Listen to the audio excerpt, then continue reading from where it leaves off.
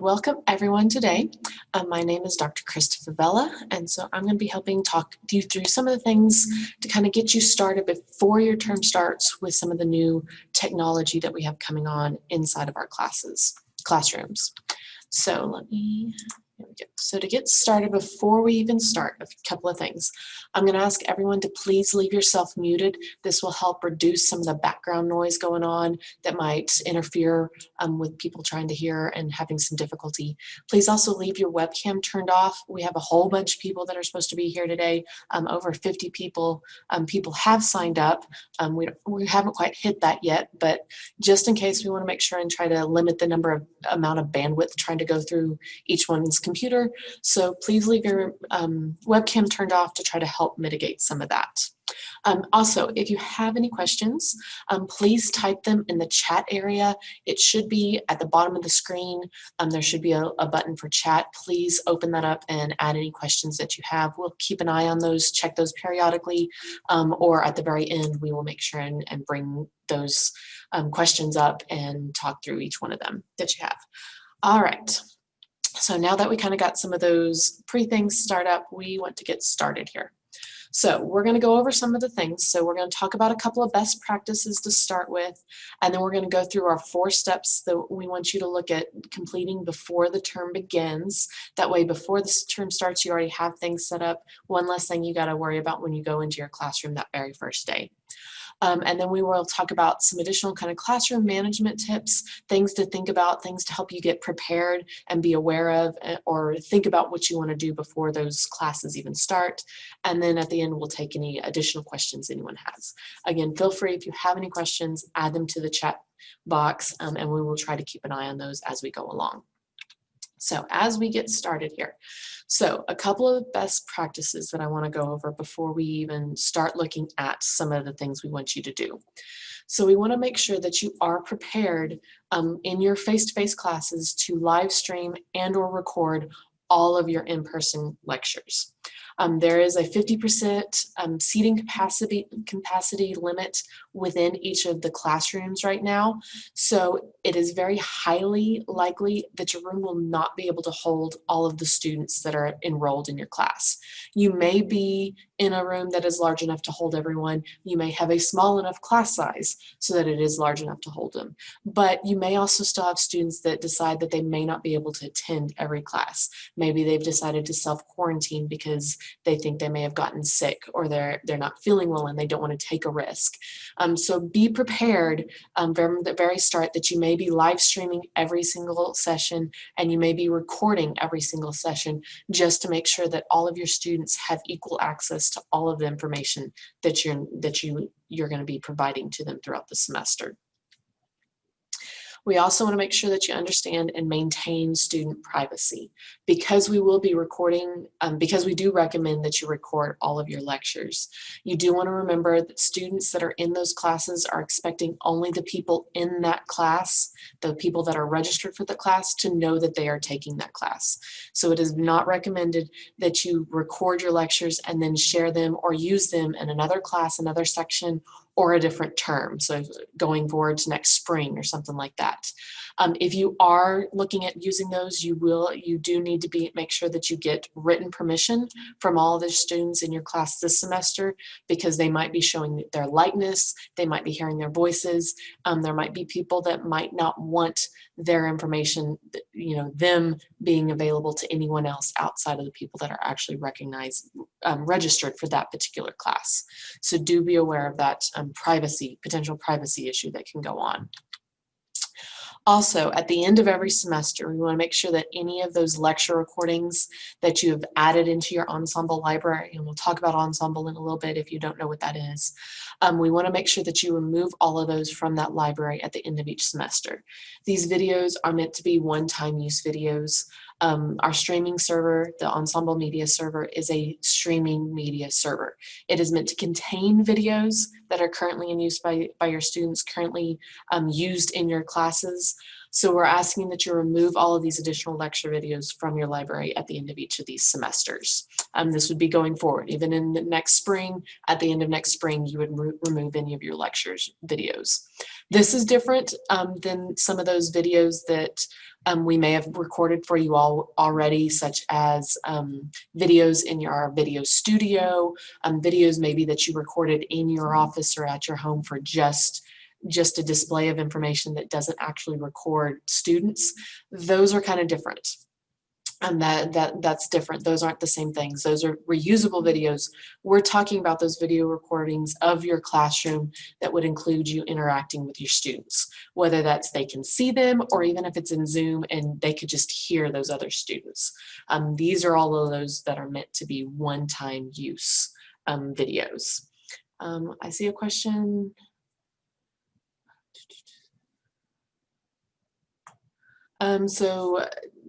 So last semester we had to apply to get our lessons recorded. I assume that means that you're talking about videos in the video studio. That's different. This is, like I said, these are those ones that you recorded of your actual classes with your students. If that's not what you mean, clarify here in a little bit and we can talk about that again. All right. So moving on. So our 4 steps that we want you to take a look at and be prepared so that before your class even begins, what exactly do you need to do? So we're going to look at making sure you have an Ensemble account, looking at creating a playlist for each one of your courses inside of Ensemble. We're going to add it into WT Class, and then we're going to look at creating your Zoom sessions. Now, I want a disclaimer right now. We are going to talk about Zoom throughout this. That does not mean that you cannot use WebEx, for example. We just know that there's a lot better integration with WT Class with Zoom than there is with WebEx. So if you're used to WebEx, you're more than welcome to use that. But in the event of time and an effort here, we want to make sure and have one kind of main way that we're kind of recommending. Again, you can use WebEx if you want to, but our instructions are going to be for Zoom at this point. All right, so let me switch over here. So the very first thing is we want to make sure that you have an Ensemble account. So we are regularly checking for everyone that is an instructor of record and trying to make sure that you have an Ensemble account as well as a Zoom account, but we may miss you. You may get caught right in that in between. So we want to make sure that you know that you have an account and can access it. So to access Ensemble, you go to ensemble.wtimu.edu. If you're not already logged in to any of the WT single sign-on accounts, then it will make you sign on automatically, but then it will pull you into the Ensemble media library.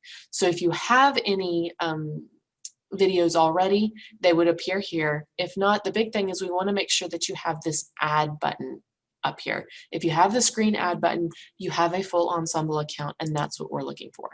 Let me switch over to mine. I don't know why I'm in somebody else's. Here we go. So you can see I already have some videos in here.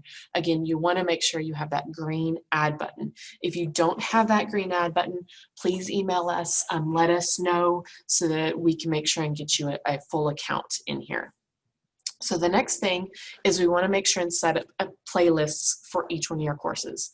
If you've ever taught before and you have used the lecture capture systems before, this was kind of already done automatically for you. But now you're going to be in charge of making sure you set up your playlists. So in our menu on the left, we are going to go to playlists. And then we are going to go through and we're going to add a playlist for each one of our courses. So I'm going to click on add. And we want to add a name. So we always recommend include the semester, so 2020 fall, and then we're gonna enter our class. So I'm just gonna do History 1301, Section 70, just as an example. And so you would enter in the semester and then the full course, so it's easy to identify later on.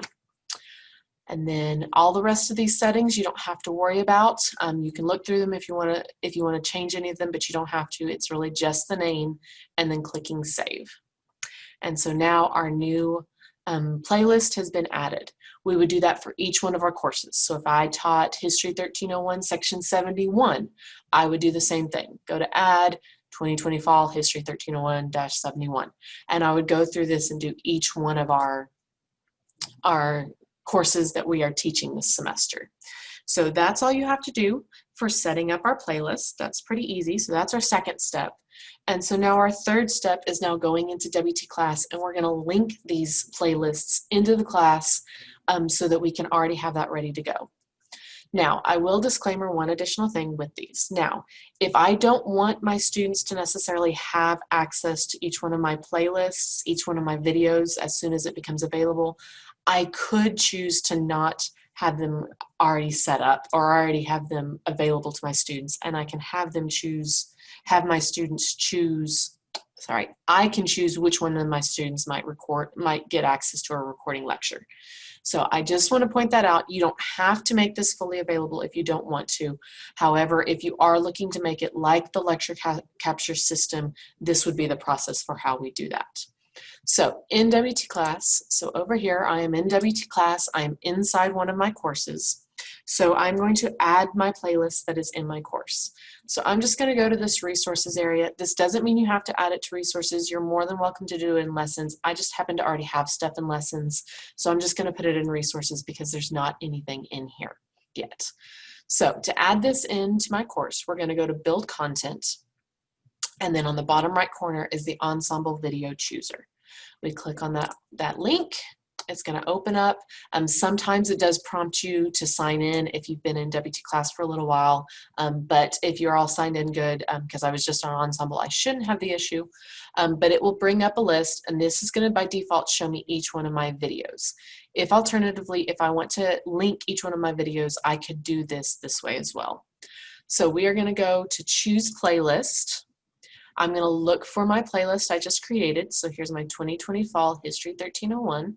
I'm going to click choose, and then I'm going to click save. I'm going to leave all the other settings the way they are. I don't have to change anything. This is the one thing that we do. And so now here's this link ready to go for my students as my classes are, as my videos get added in here, it's automatically added into WT class, so I'm not having to add them into each one of my classes after each one. I already have it set up inside of WT class. All right, so that is what we would do. We would then go through each one of our classes and add that playlist to each one of our classes that we are teaching.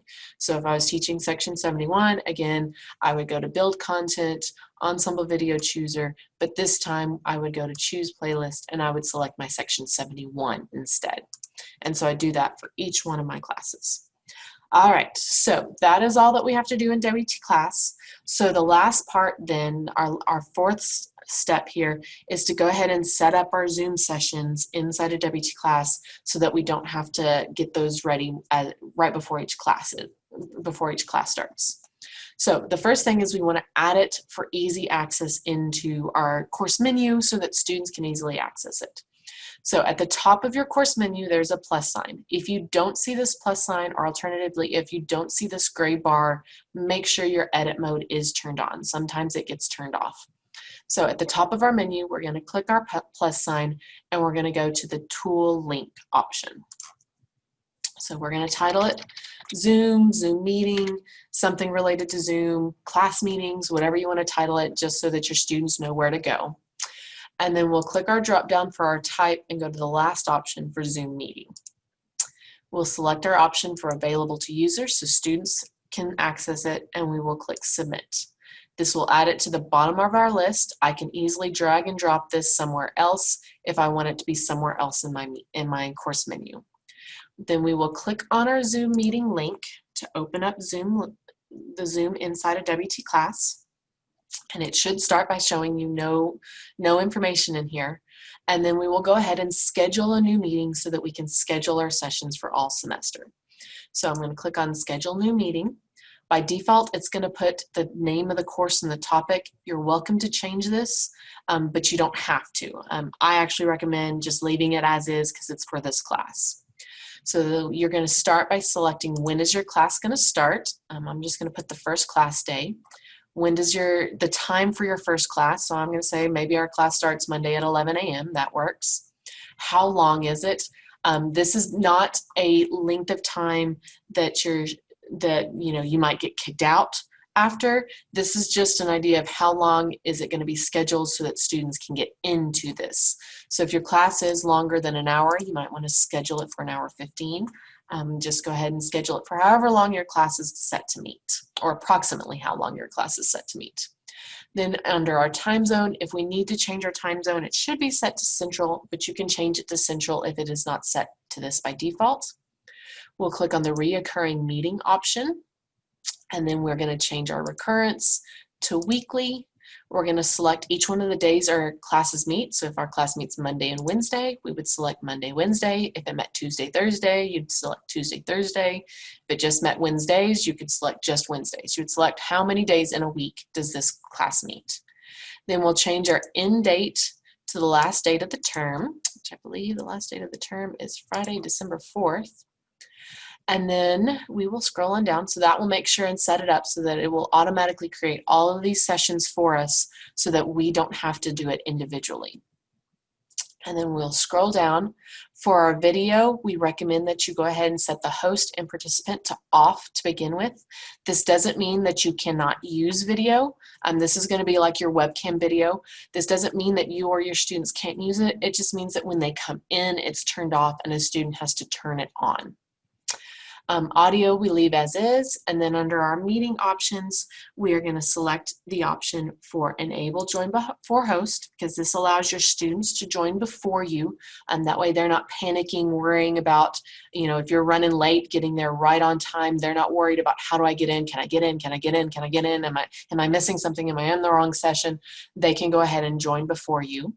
We recommend doing the mute participants upon entry, because sometimes what ends up happening is students are talking to somebody else as they're coming in, and then they come in and they're still talking, not realizing that now that information is being broadcasted as well. So if it's muted upon entry, they have to come in and they have to unmute themselves. That is how this session was set up. It was muted upon entry, and so when you came in, you basically had to turn yourself to unmute to be able to be heard to start with. And then we want to go ahead and select the option to record the meeting automatically. And then we want to have this set to in the cloud. We are working on a connection between Zoom in the cloud and Ensemble so that your video will automatically process into Ensemble, so you're not having to download it and then upload it into Ensemble. So we want to make sure you set this to in the cloud as of right now. That way you also don't save it to the Podium computer. We want to make sure it's saved somewhere that no matter where you're at, you can get access to that video. So go ahead and select the in the cloud for this meeting automatically. That way also you don't have to remember to start the meeting. It may, or to start recording the meeting. It may result in some lead kind of dead air time, but you can always look at different ways to mitigate that later on, or just let students know, hey, you're just going to have to kind of move the player forward a little bit to get to where we're actually meeting. And then I also like to point out, if you have any additional faculty in the course, they may show up here as the alternative hosts. This cannot be changed from within WT class. It basically just lets anybody that's an instructor in the class be able to start the meeting, host the meeting.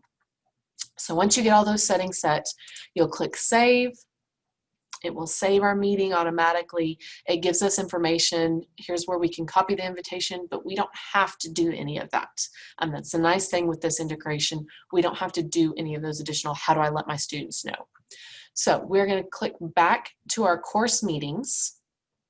And so you will see that now all of those meetings are now appearing. So my topic is my course name.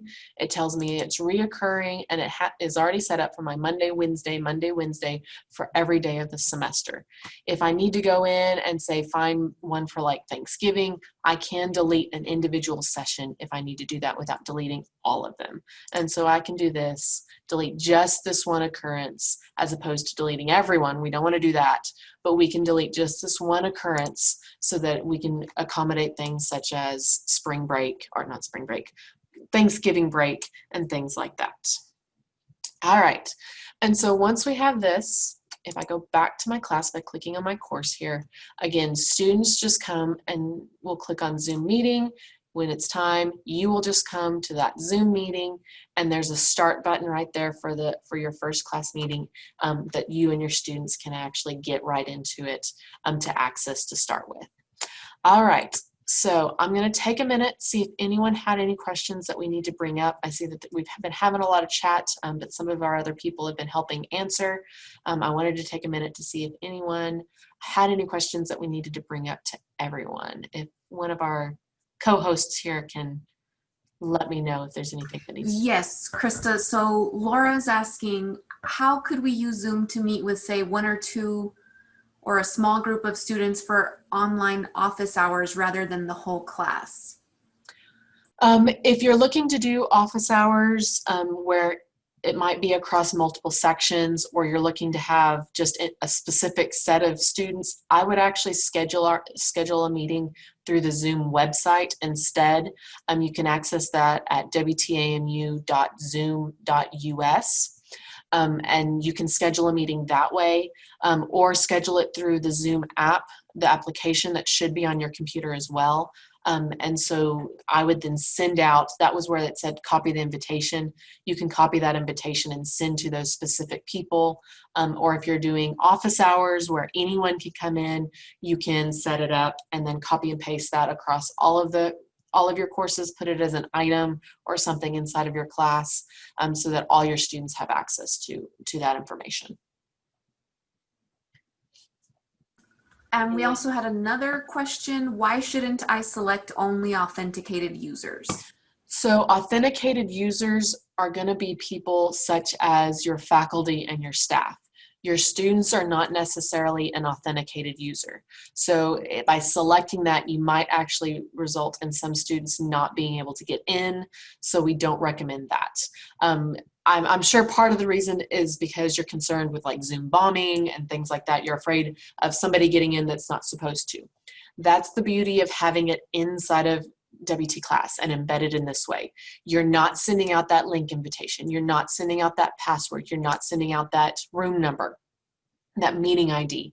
So because you're not sending out any of that information, no one else can get into that Zoom session except for the people that are in that class. Thanks, Krista. I guess somebody else is asking about the entire process. Will these be recorded and available on Blackboard so students can view it at a later time? So if you record it, and that's part of why we said record automatically, that's part of whenever I said it's going to automatically move into Ensemble, and then you're going to actually set it up to go into that playlist. If you remember back under, I think, step 3, where I talked about going in and adding that playlist. This is where those will eventually come. I'm not talking about all of that because right now today, because part of this session is just looking at what can I do now to prepare for my class. I'm gonna talk about some of those here in a second. What's kind of next. So I'm looking at any questions right now for just related to the steps kind of we've talked about. Like I said, I'll talk about those recordings and stuff here in a second. And that's all we had so far. Okay. All right. So let me see, what time is it? Okay. So I'm going to talk about a few kind of tips real quick. Let me switch back over here.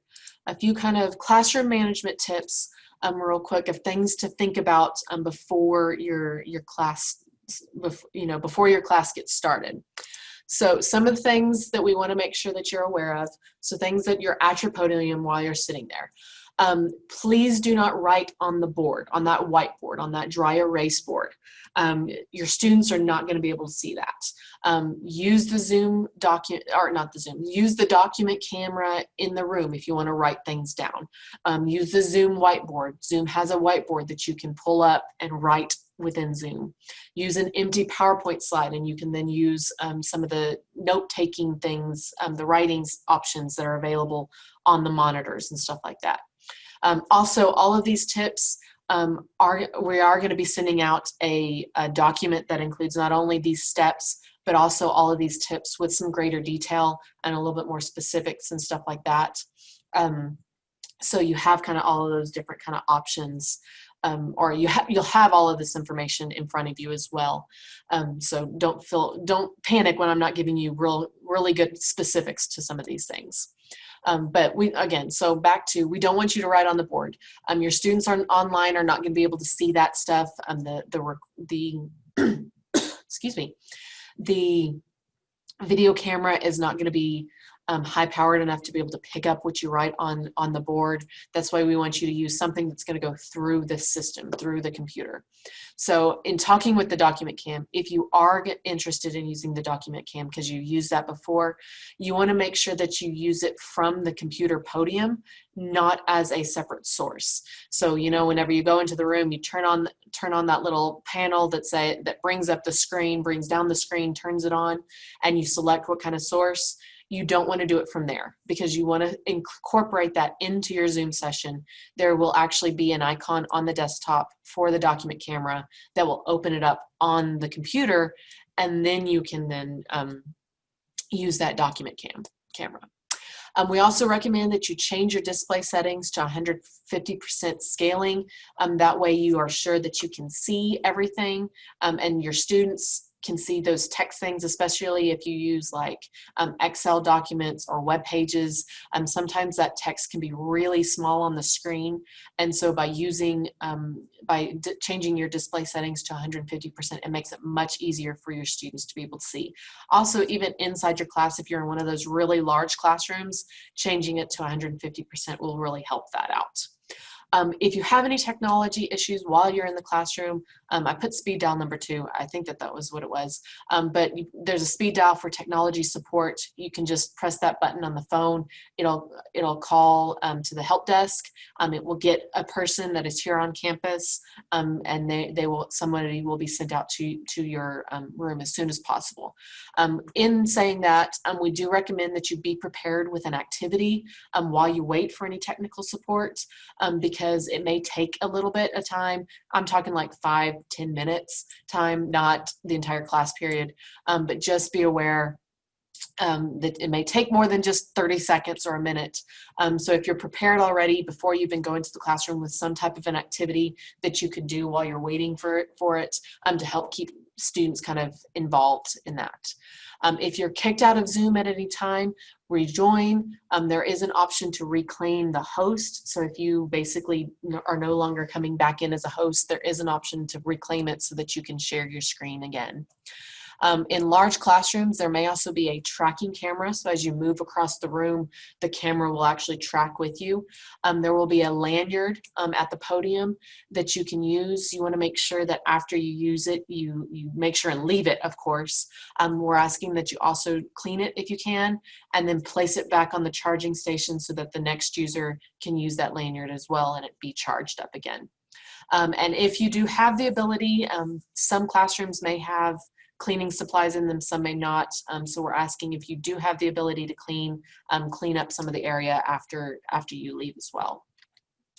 And then just some of the classroom management things, some of them related specifically to Zoom.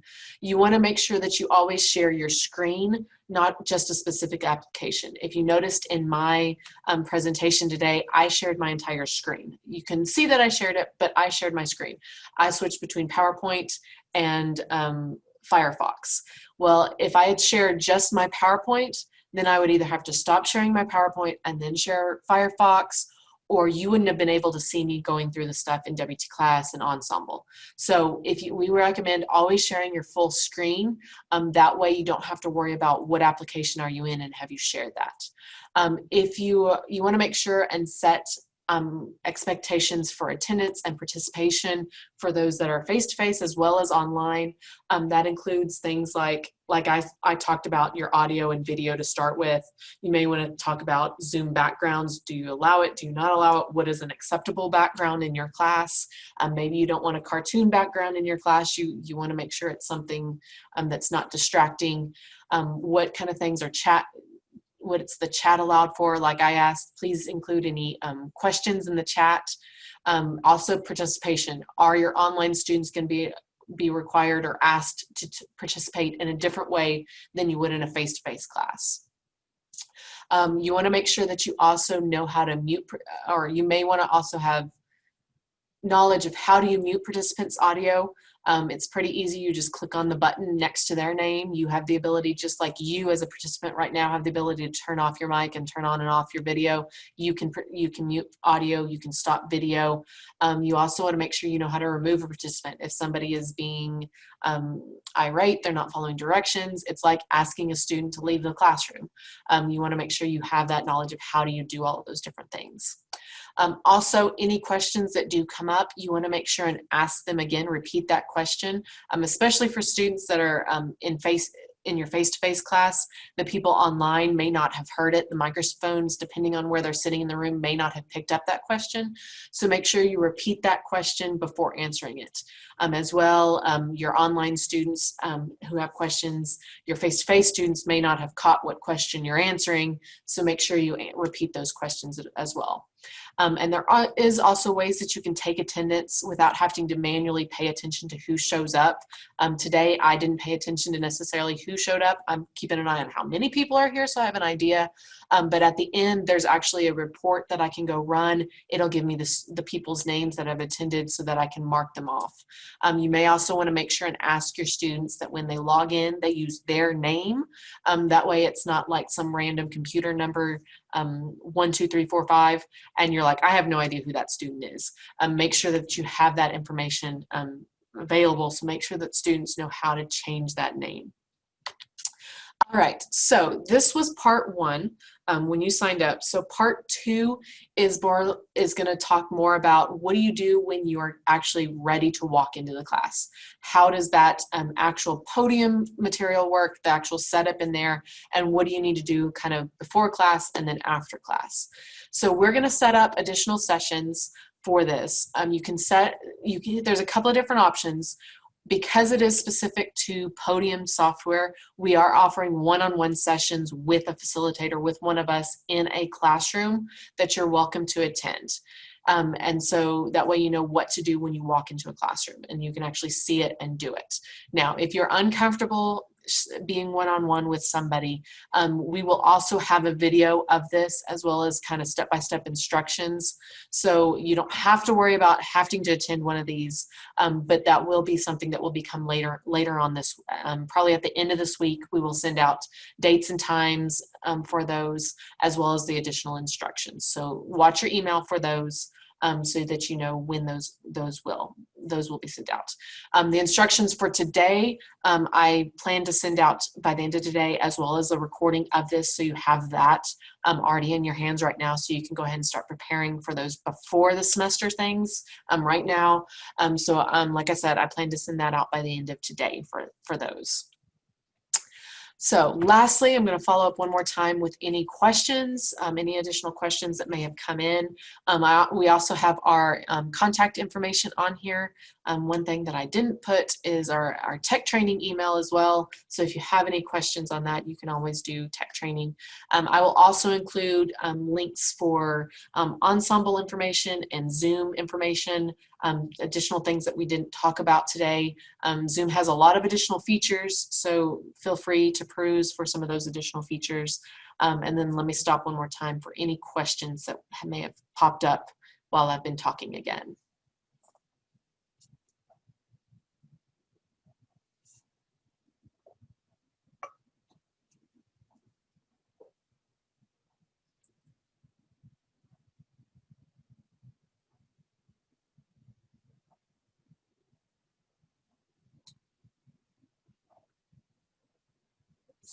I'm not sure what questions have been answered. So were there any questions that have not been answered for our people that have been kind of moderating? We pretty much got most of them in the chat. I haven't seen any new ones come in. Oh, Trudy just sent one. Will one-on-one sessions also show how to do Zoom and breakout sessions? That will depend upon kind of how much time we have whenever you're there.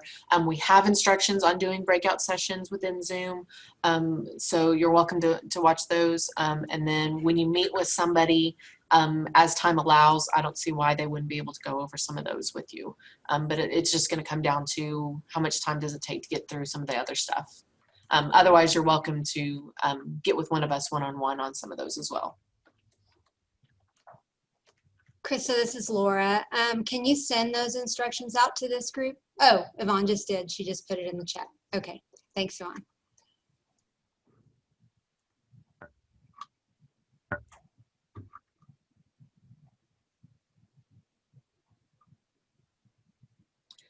All right. Well, if there are no other questions, thank all of y'all for attending today. Hopefully you feel a little bit more comfortable getting ready, at least knowing some of the things that you can get done before your class even starts.